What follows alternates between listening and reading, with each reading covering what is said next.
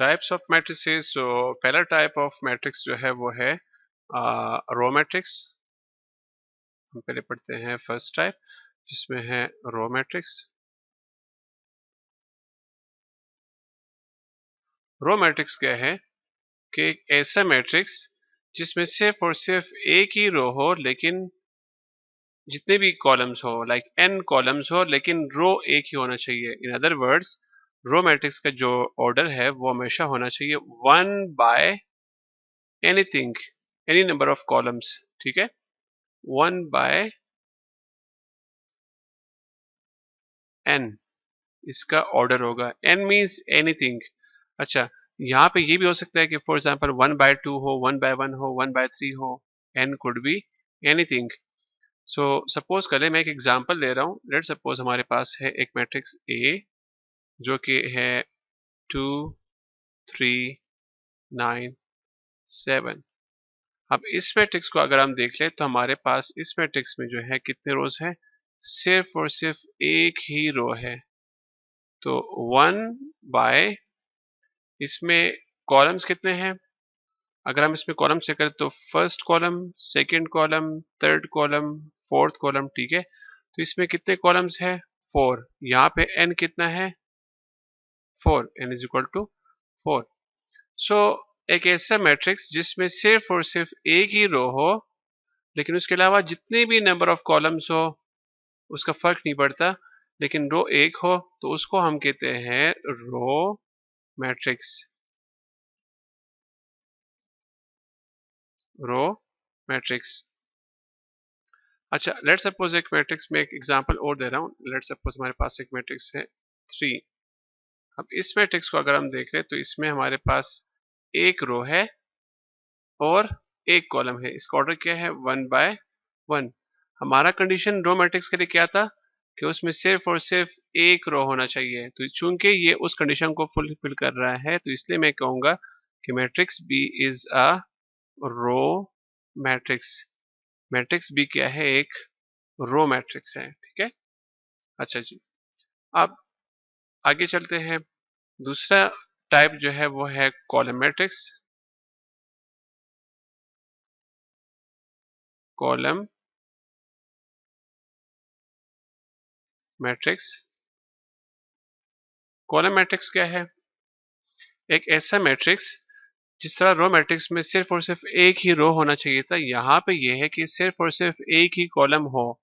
यानी जितने भी रोज हो, m रोज हो लेकिन कॉलम कितना हो, सिर्फ और सिर्फ एक ही हो, तो उसको हम कहेंगे कॉलम मैट्रिक्स। फॉर एग्जाम्पल, अगर कोई मैट्रिक्स हो like C is equal to 3 9 -1 4। अब इस मैट्रिक्स को अगर हम देख रहे तो इसमें कितने रोज है, 1 2 3 4, 4 रोज। इसमें कॉलम कितने हैं, इसमें सिर्फ और सिर्फ एक ही कॉलम है। ठीक है, तो हम कहेंगे 4 बाय 1। तो कॉलम मैट्रिक्स के लिए कंडीशन क्या है कि सिर्फ और सिर्फ एक ही कॉलम हो।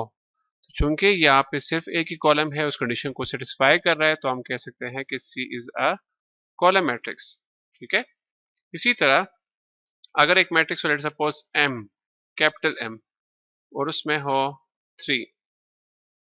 अब इस मैट्रिक्स को अगर हम देख लें तो इस मैट्रिक्स में सिर्फ और सिर्फ एक ही रो है और एक ही कॉलम है। तो इसका ऑर्डर क्या हुआ, 1 बाय 1। हमारा काम रोज के साथ नहीं है, कॉलम मैट्रिक्स में जो है हमारा काम सिर्फ और सिर्फ है किसके साथ, कॉलम्स के साथ। तो चूंकि यहाँ पे सिर्फ एक ही कॉलम है और कॉलम मैट्रिक्स के लिए एक ही कॉलम होना चाहिए, तो हम कहेंगे कि M is a column matrix. Column matrix. अच्छा, अगर 1 बाय 1 का कोई मैट्रिक्स हो तो वो रो मैट्रिक्स भी है और वो कॉलम मैट्रिक्स भी है। ठीक है, परफेक्ट।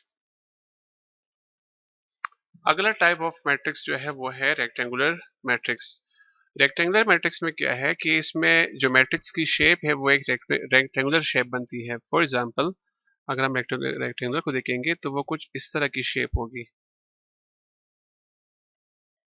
ठीक है, जिसमें दो साइड्स जो है मतलब सारे साइड्स जो है वो आपस में बराबर नहीं होंगे। जबकि अगर सारे साइड्स बराबर हो तो उसको हम क्या कहेंगे, स्क्वायर कहेंगे। ठीक है, अब ये स्क्वायर है, इसमें तमाम साइड्स जो है आपस में क्या है, इक्वल है।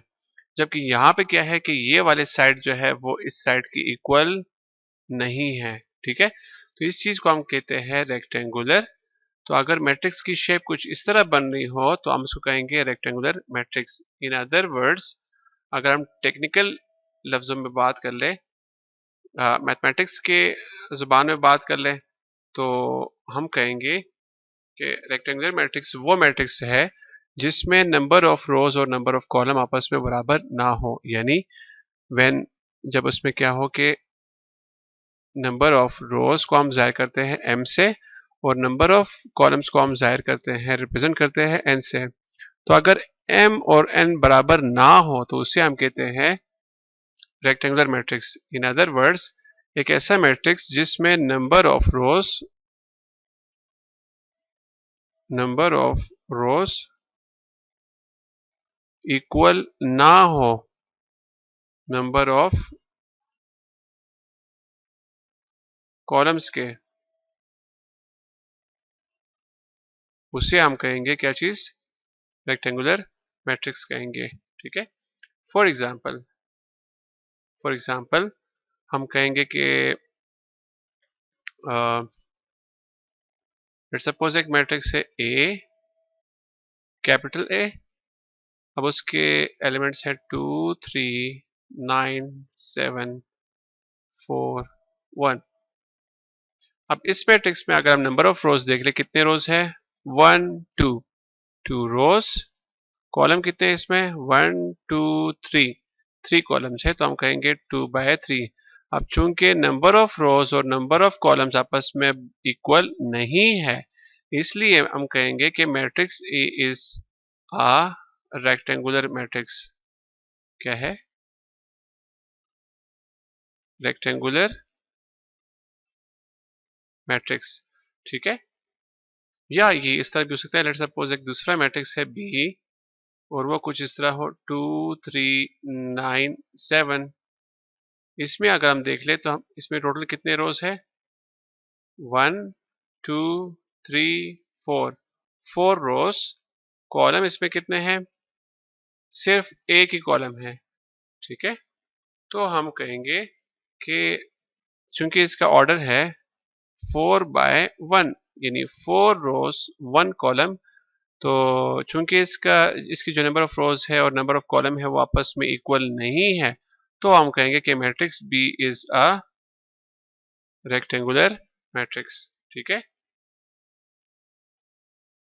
अच्छा, जिस तरह रेक्टेंगुलर मैट्रिक्स में कंडीशन ये था कि नंबर ऑफ रोज और नंबर ऑफ कॉलम आपस में बराबर नहीं होने चाहिए।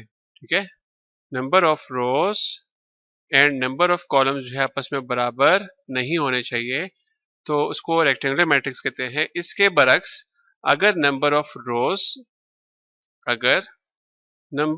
रोज जिसको हम m से जाहिर करते हैं वो इक्वल हो नंबर ऑफ कॉलम्स के जिसको हम n से डिनोट करते हैं, तो उसको हम कहते हैं स्क्वायर मैट्रिक्स। उसे हम कहेंगे स्क्वायर मैट्रिक्स कहेंगे। ठीक है, क्या कहा मैंने कि अगर द नंबर ऑफ रोज जिसको हम m से डिनोट करते हैं, ठीक है, is equal to the number of columns, ठीक है, जिसको हम डिनोट करते हैं किसी से, n से। परफेक्ट।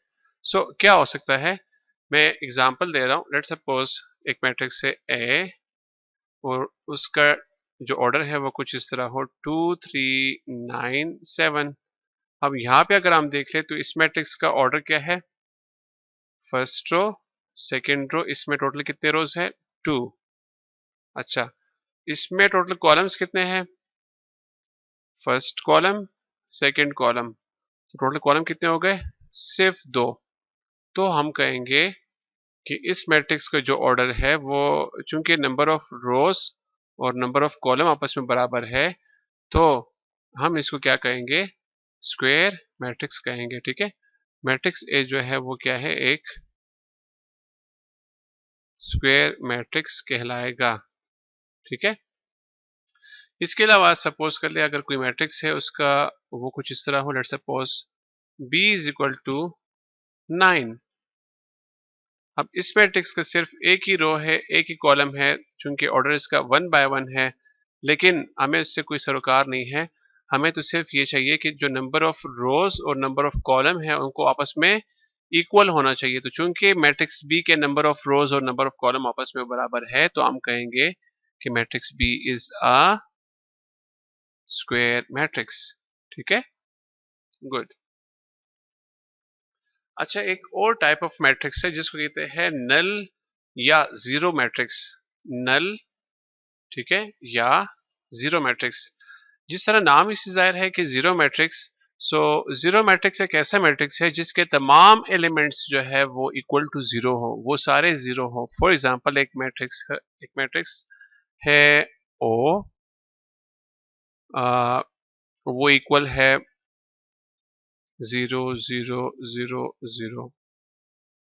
अब इस मैट्रिक्स को अगर आप देख ले तो इसके ये एक 2 बाय 2 का एक मैट्रिक्स है, इसके दो रोज दो कॉलम है, लेकिन इसके तमाम एलिमेंट जो है वो क्या है, जीरो है। तो इस मैट्रिक्स को हम कहेंगे नल मैट्रिक्स।